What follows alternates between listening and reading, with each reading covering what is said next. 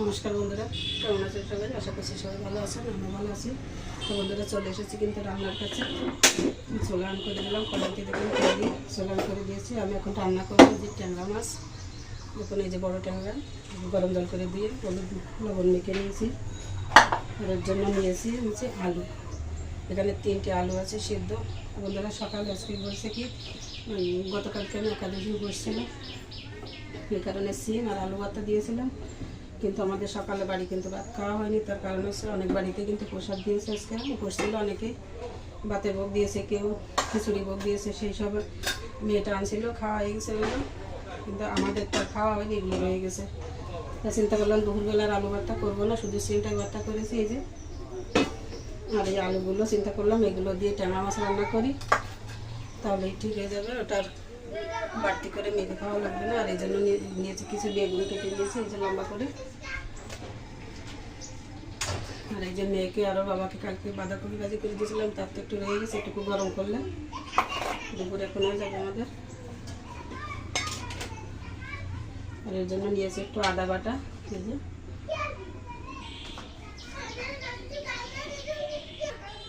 তেল তো গরম হয়ে গেছে, আমি মাছগুলো এখন ভেজে নেব।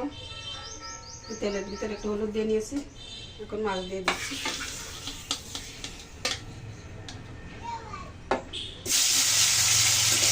মাছ করলাম,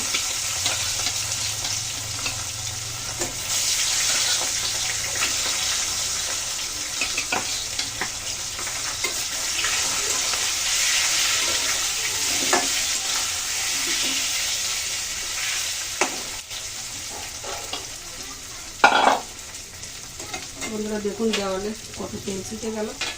মাছগুলো আমি ঢেলে দিইনি, তো মাছটা অনেক সময় জল হয়, কারণ জল তো সেরে ঢেলে দিয়েছি, তারপরও বয়তে দিলাম না, কিন্তু সেই এতটা রয়ে গেল। তেলটা ছিটে দেখুন কী অবস্থা হয়ে গেল, পড়ে যায়। আমার হাতে থেকে সরেই গেছে, এই কারণেই পড়ে গেল। মিশে নিচ্ছি।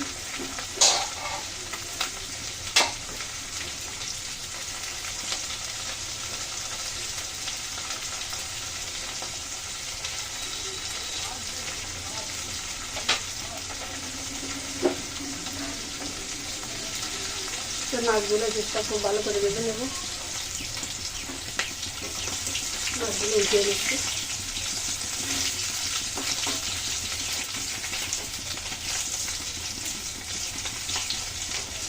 ট্যাংরা মাছ বড় কিন্তু অনেকটা দুবার দিয়ে ছুটে আছে অনেকটা।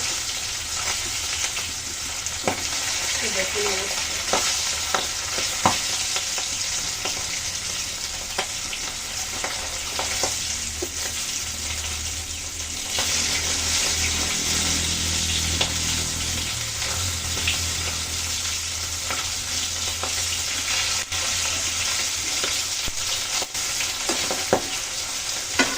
ভালো করে ভেজে নেব।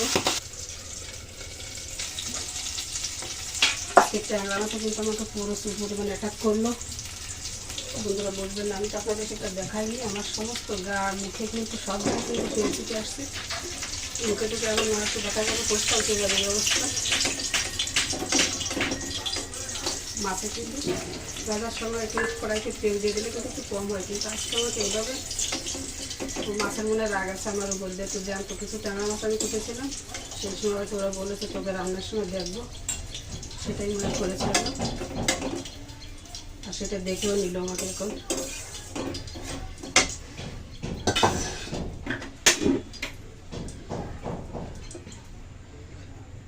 ওই তেলের ভিতরে আর একটু তেল দিয়ে দিলাম।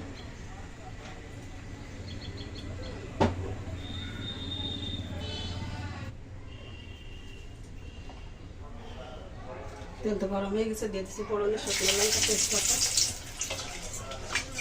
দিয়ে দিচ্ছি গোটা জিরা,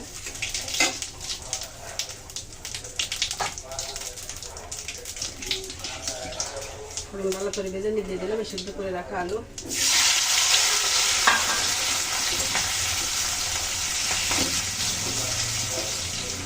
সেতো আলু কিন্তু আমার কাছে তরকারিতে দিতে ভালো লাগে না, যেহেতু আলুগুলো পরে মনে হয় যেন শক্ত হয়ে যায় বেশি, সেই জন্য কিন্তু এখন তো বাধ্য হয়ে দিলাম।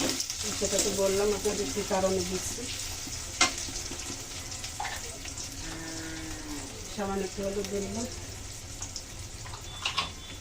ভালো করে একটু ভেজে নেব। আলু ভালো করে ভেজে নিয়েছি, এখন দিয়ে দিয়েছে আদা হাফ চামচ,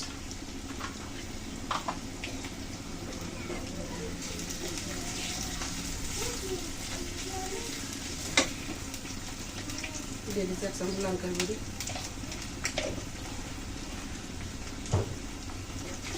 ভালো করে ভেজে নিচ্ছি।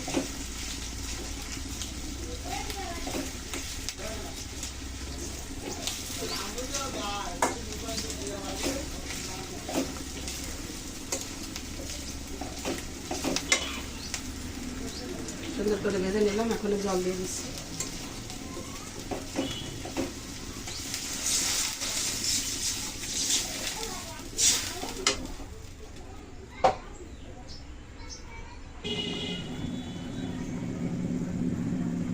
জলে খুব সুন্দর জাল উঠে গেছে, এখন দিয়ে দিচ্ছি আমি 1 চামচ হলুদ,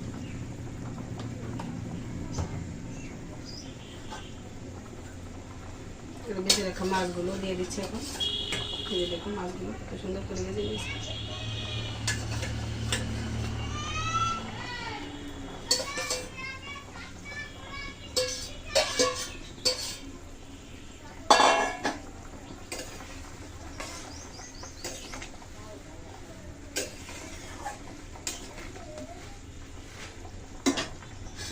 ঢেকে দিচ্ছি, এখন একটু পরে বেগুনগুলো দেবো।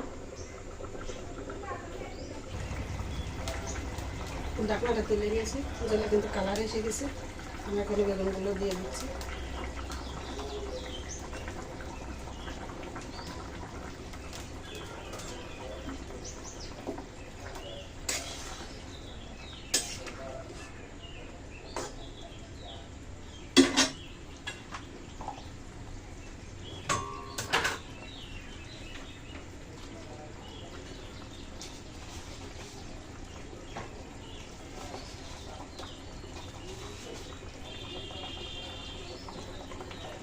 পরিমাণ মতো লবণও দিয়ে দিলাম।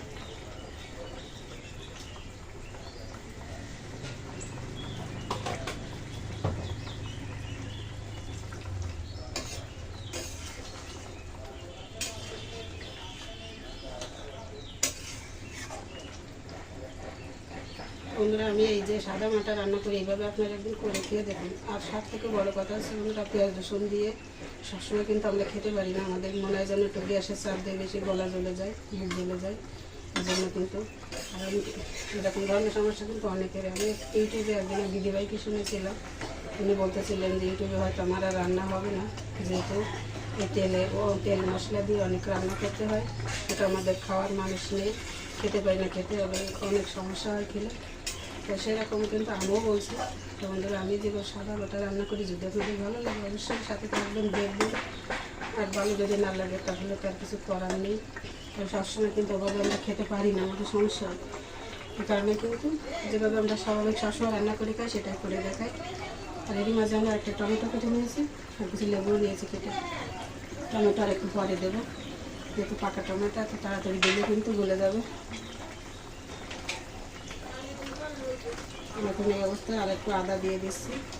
এভাবে একদিন আপনারা একটু করে খেয়ে দেখুন বাসায়, যদি ভালো লাগে অবশ্যই বাসায় আবারও ট্রাই করবেন। ভালো করে মিশিয়ে নিলাম।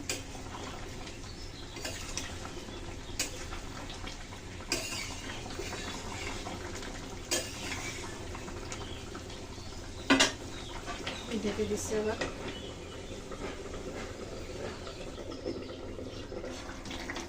তুলে নিলাম, কেবল কিন্তু সিদ্ধ হয়ে গেছে দেখুন। এখন আমি টমেটোগুলো দিয়ে দিচ্ছি।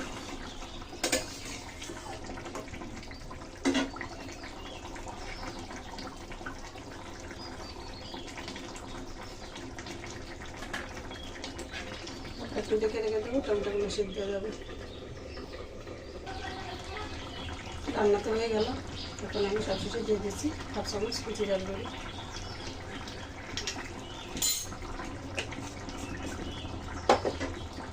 ভালো করে মিশিয়ে নিচ্ছি।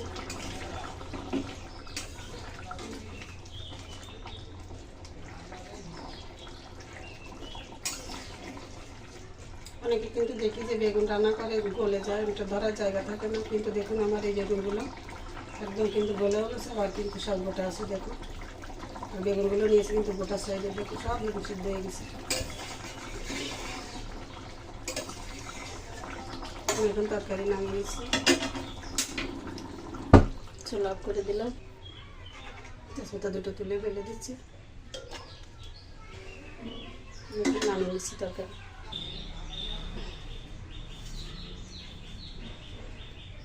এই যে বন্ধুরা দেখুন নামিয়ে নিয়েছি ট্যাংরা মাছ আলু বেগুন দিয়ে রান্না, কত সুন্দর একটা লবণীয় কালার আসে। তো বন্ধুরা দেখতে যেমন হচ্ছে খেতেও কিন্তু ঠিক তেমনই দুর্দান্ত হয়। একবার আপনারা করুন, এভাবে করে দেখুন কেমন লাগে, তারপর আমাকে অবশ্যই বলবেন। তো বন্ধুরা আজকে এই পর্যন্ত, সবাই ভালো থাকুন, সুস্থ থাকুন, সবাইকে অসংখ্য ধন্যবাদ। আর এতক্ষণ কষ্ট করে আমার সাথে থাকার জন্য, সেই জন্য সবাইকে অনেক অনেক প্রীতীয় শুভেচ্ছা। তো সবাই ভালো থাকুন, আজকের মতো এখানে রাখলাম।